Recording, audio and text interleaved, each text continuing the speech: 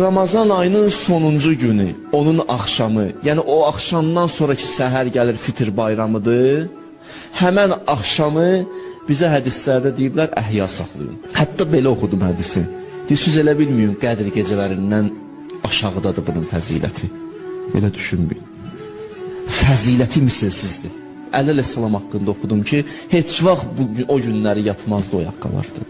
Hədis belədir, mən əhya leylətəl eyd ləm yəmut qalbuhu. Kim o gecəni oyaq qalsa qəlbi ölməz. Əməllərindən deyirəm sizə, o gecəni verməyin, bunlar əldən al. 6 rikətlik namazı var. 2 rikət, 2 rikət qılacaqsınız, 3 dənə. Niyyətiniz bu olacaq, bu gecənin namazını qılıram, qürbətən Allah.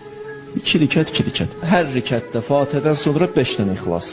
Hər 2 rikətdə salamı deyəcəksiniz. Hədisdə var, kim bu namazı qılsa, qiyamət günü nəinki özü cənnətə gedər, öz ailəsini şəfaət edib əlində.